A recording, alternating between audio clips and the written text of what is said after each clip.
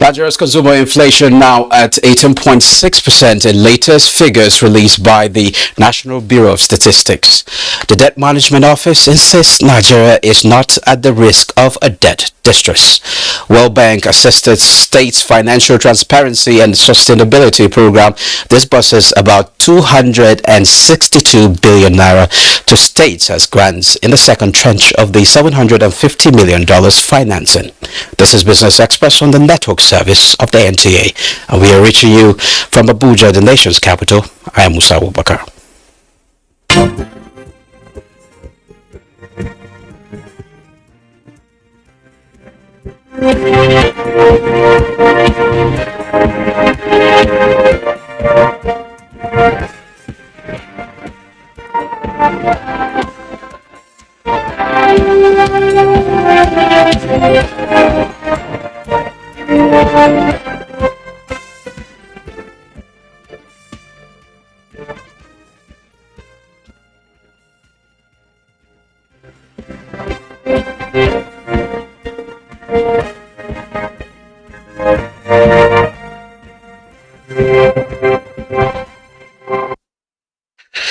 Let's begin the program with inflation. Latest figures from the National Bureau of Statistics show that headline inflation for June 2022 increased to 18.6% on a year-on-year basis. This was higher by 0.84% points compared to the rate recorded in June 2021, which was 17.75%. This increase was caused by increases in food index attributed to the distribution in the supply of food products, an increase in the cost of transportation arising from higher cost of energy, and increase in import costs due to currency depreciation, as well as a general increase in the cost of production. On a month-on-month basis, the headline inflation rate increased to 1.82% in June 2022, higher than the rate recorded in May, reported at 1.78%. Urban inflation rate rose to 1.82% in June 2022, while rural inflation rate increased to 18.13%. The International Monetary Fund say inflation, debt, and forex crisis are pushing the Nigerian economy and other African economies to the brink. Managing Director of the IMF, Kristalina Georgieva, said ministers of finance and central bank governors on the continent disclosed this to her this week. Georgieva disclosed this in a report titled Facing a Darkening Economic Outlook, How the G20 Can Respond, published on the IMF's website. She added that most countries on the continent could raise money from the global financial markets and do not have large domestic markets to turn to. The Debt Management Office has described as false some media reports saying that Nigeria failed the World Bank disclosure rule on publishing its annual borrowing plans.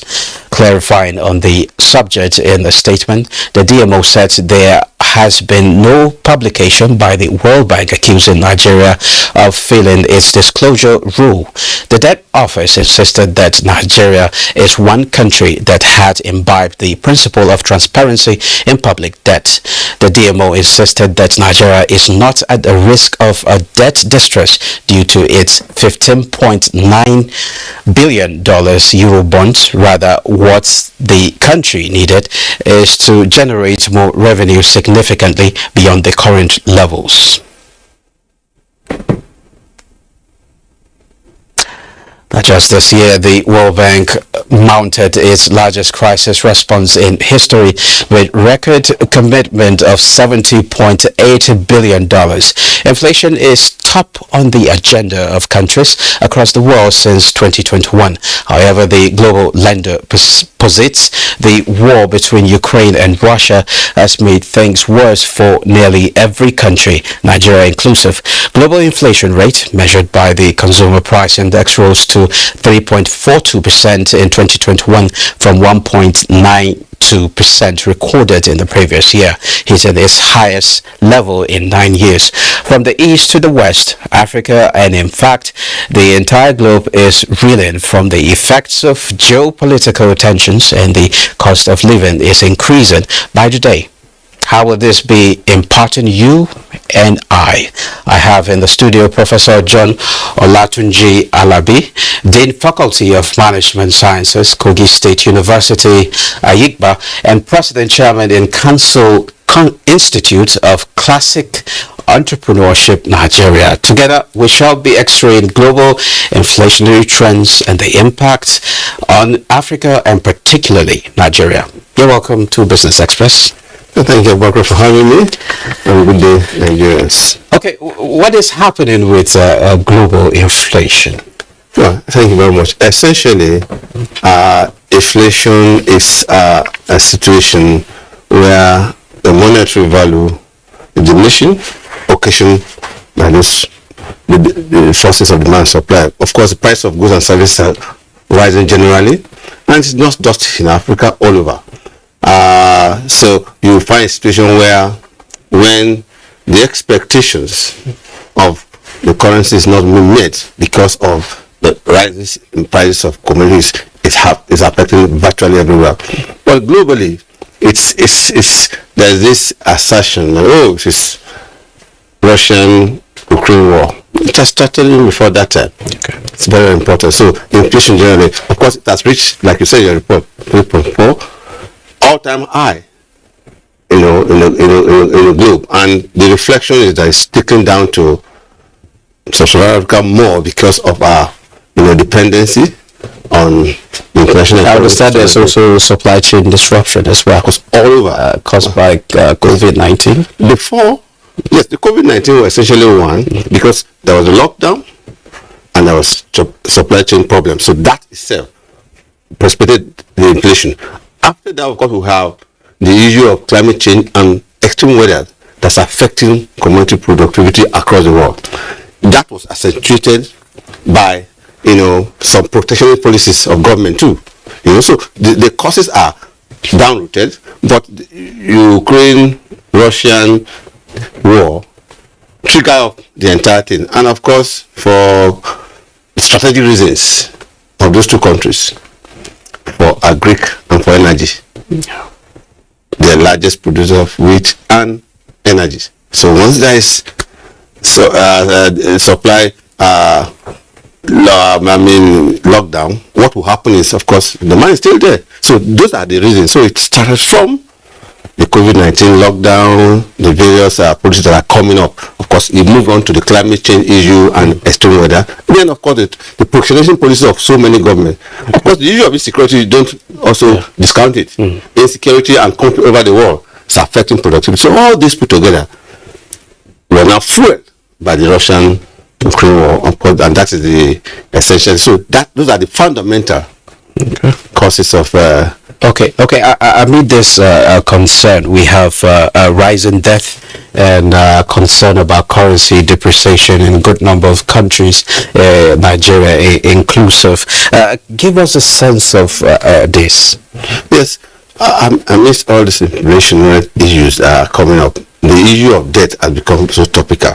You know very well that most countries will want to say, we are not in the debt quagmire because they're looking at debt to GDP ratio. That may suffice on paper, but we must know that Nigeria exited the debt quagmire during the video of our administration, that's in the Obasanjo regime. And the DMO said that we are not in any debt. Doing above $100 million debt is huge on an economy. And what it brings to you is that we are in a situation where even if our debt to GDP ratio is still within a threshold, the fact that the quantum is high. And what inflation does to you, is to worsen the situation. So we're saying that our debt is not the ratio to GDP is still within threshold, but the amount involved is high. I want to say that for individuals, for instance, under inflation, there's a tendency that you benefit, isn't it? Because it provides you more money, of course, to settle your debts, because the value is the value. Currency is being devalued by virtue of that, so you can have more money. But on the whole, Nigerian debt situation may be within threshold acceptable, but then we must know the fact that we are going. If we don't, by the end of this year, I foresee us moving towards 150 billion debt, and that will be a major thing. I don't envy those who are striving. Borrowing to invest in infrastructure, I thought is something that borrowing to invest. But look at Nigerian economy. We have a high level of recurring expenditure. Yeah. And most of the time, when we go to finance infrastructure, we end up pushing some of them into current expenditure. So what I'm saying is that if you go to finance infrastructure and there's self-refinancing and self-payment, that will be a problem. But for this country, the cost of governance is high. We have canvassed severally for that. Let's bring down the cost of governance. The public service have been pruned down by way our ministries are over bloated. We need to shrink them. The cost of governance in the legislature, for instance, the executive, is rather too large.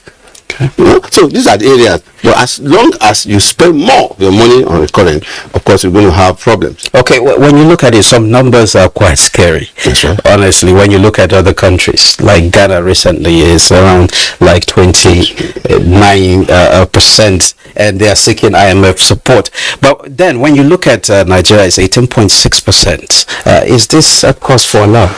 Well, of the 10 top debt, inflation rate countries, Nigeria is not part of the 10.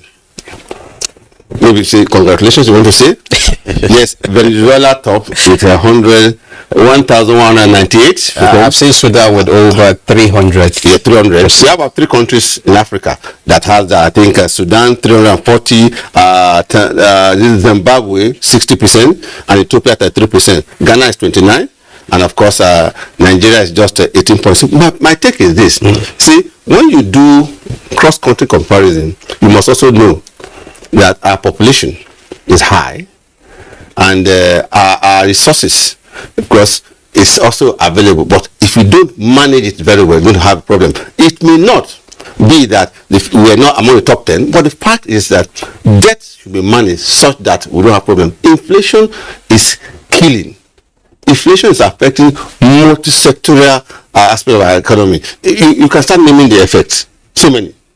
For instance, the value of Naira is the value. Today, I was at a place and I saw 590, 600 for euro, and 700 something for dollar. I was saying, how do you go about this? So the value of Naira is being depreciated. Of course, talk about the issue of cost of living, isn't it? Inflation is pushing up the cost of living. The poor are worse hit because the propensity to consume is high, and once the price go up, it affects them. Of course, talk about the level of poverty in the country, isn't it? It's going up. So there are so many effects. I don't foresee a situation where labor will keep quiet. See, if you move to what happened in Ghana is not obvious. There are complaints and there are protests. Once the cost of living go beyond, there is a tendency for labor to ask for wage increase. And when you have for wage increase, you know what's going to mean? Wage demand. Of course, that also leads to some social unrest. So what we're saying in the sense that we must be prepared as a nation to manage this inflation rate. And a situation where you have inflation, the growth is retarded, and you have unemployment. You are moving towards stagflation. So it's important that we manage it very well. Of course, we know that investors also are not encouraged. The spillover effect is that once there is increase in cost, of course, you want to push it, isn't it?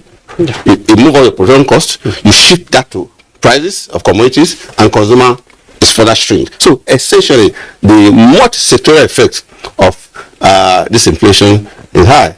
But government must up its A game to ensure that we nip it at the ball. The poor. You remember also that we were talking about lifting 100 million people out of poverty. That is by the old statistics of saying that we are 160 million. Now that we say we're going to be 260 million, so it means we'll be looking at 150 million people in poverty quagmire. Should be the new target, right? That's right. A new target for that, not 100 million. Of course, the 100 million are there in a poverty quagmire. to bring them out will require that. So inflation will further impoverish them. So, and that is what we should do. Okay, now away from Nigeria, UK inflation rates recently hit 40-year high. UK and US as well. We're talking about 9.1%. The last time it recorded this particular inflation rate was in 1981. What's the explanation for this scenario? Essentially, the general cause of the global inflation that's going around had to do with those fundamentals I mentioned. First and foremost, we have a situation where the economy itself then was being challenged by so many forces. The issue of climate change and weather is one. The issue of protectionism. You remember the EU and the and all what have you. So that affected the inflation rate. Of course, the issue that came up was the Russian-Ukraine war. But all this together. But for the UK, the position has been that GMK was funded that once you have a quagmire like this, you spend out of your poverty so that you can get out of it. Of course, inflation itself is not an aberration. I think I must underscore that. Yeah, okay. Yes, inflation is not an aberration. Yes, there's a level of inflation required to move the economy forward. In other words, if you don't have a certain level, like the US, for instance, from 1914 to 2022, they have an average of 3.4% inflation rate, which is necessary. It's a tonic. It's just like an average Nigerian. Abuja, if you tell me that I check your blood pressure and you're normal, you are 120, 80, I say you are not a true Nigerian, because the society requires that you must have a level. Because what I mean. So I'm saying that inflation is not an aberration. So we have inflation that will propel. Otherwise, you recede into a deflation. But at this rate, yes, that's why they're thinking of it. So many issues have to come into play. Now you start addressing one by one those issues that have to do with policies, social, economic policies. But one thing stand out: most nations will use fiscal and use monetary policies. The monetary policy instrument has been interest rate. But I tell you that there is a spiral effect, isn't it? Yes. This is Philip Covey that talk about a correlation between inflation and interest rate. They go the same way, isn't it? But it's important that if interest rate goes up, what happens? There is a propensity not to consume to save. Of course, people cannot borrow. What happens to investors? They are not having so the entire gamut is that we must be strategic. Our economic planner must sit at the table and say, yes, it is happening in all over the world. What are we doing about it? And for UK, I think again the acts on impulse and sporadic actions. You remember the issue of are we to go with EU? Are we not to go with EU? Okay. Now, what's the way out for Nigeria? Well, for Nigeria, it's simple. We understand that congratulations, we are not among the top 10. Congratulations, it's just about 18.6%. But the trajectory is that we must manage it vis-a-vis our debt issue. Now what we need to do is let's address those fundamental issues that are necessary. How to shore up the value of the naira? It's important that we start looking towards encouraging export the more. Number two is that we need to look at our cost of governance. Most of the money we are borrowing that fueling inflation, we are going to an election cycle, isn't it? So what happened at the primaries? A lot of money were pushed out, isn't it? Government should start using those tools of governance that can help reduce the money circulation. The simple truth is that once there is inflation, as cost push inflation, that demand inflation must address it. The other area is about supply. Okay. We must do something about agriculture. Okay. We must empower those stakeholders who produce products and encourage exports so can generate money. That Thank you. And inflation cannot go together. Okay. Thank you very much, Professor John Olatunji Alabi, Dean Faculty of Management Science, Kogi State University. Thank you for sharing your thoughts with us. Thanks for having me. Okay. It's a pleasure, Nigerians. Now moving on, the World Bank assisted state financial transparency and sustainability program Shifters gradually winds down. The federal government says it has so far disbursed about 262 billion naira to states as grants in the second tranche of the $750 million financing. National coordinator of the program, Stephen Okon, stated this at the workshop organized for civil society organizations in Abuja. Currently, we are also in the process of making more disbursements for the 2020 APA, we call it, and the 2021 APA. So the 2021 APA, which we expect to disburse in October, will be the last of this disbursement. Currently, disbursement is ongoing for 2020 and for 2019 APA. The German government, alongside World Food Programme and UNICEF, have announced 40 million euros resilience and essential services support in northeast Nigeria. In a joint statement, the organization said 500,000 conflict-affected people will benefit from a new humanitarian and development package. The initiative is aimed at enhancing peace, increasing livelihood opportunities, and providing education, health, nutrition, child protection, and sanitation support to strengthen the resilience of vulnerable populations in Borno and Yobe states. The multi-year project is designed to leverage ongoing humanitarian support in Bade local government area of Yobe state and Shani local government area of Borno state, while also providing multi-sectorial interventions to address drivers of conflict and fragility.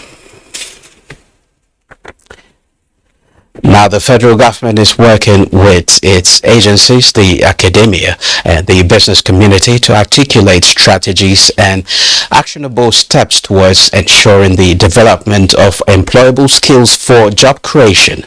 Minister of State for Industry, Trade and Investment, Mariam Katagum, was speaking at the second National Skills Summit in Abuja.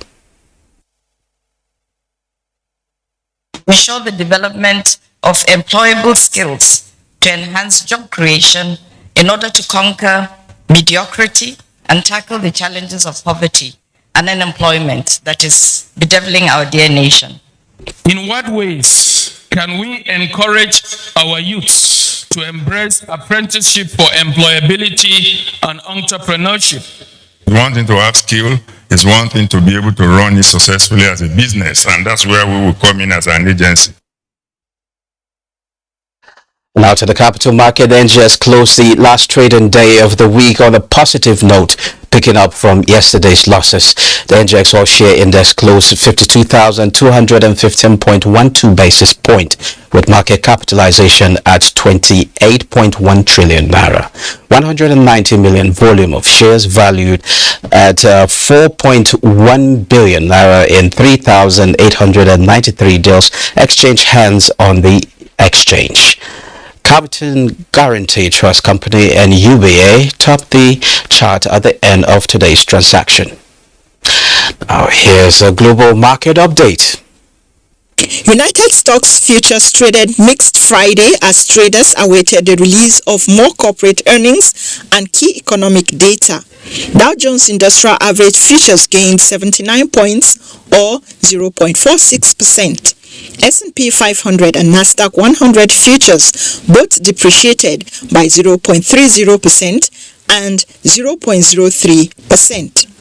In Asia, the Hang Seng Index in Hong Kong fell 2% as technology stocks declined and mainland China markets dropped more than 1% after the country's GDP missed expectations. The Nikkei 225 of Japan gained 0.54% to close at 26,788.47. European stocks were higher in early trade Friday, pairing some of the week's losses.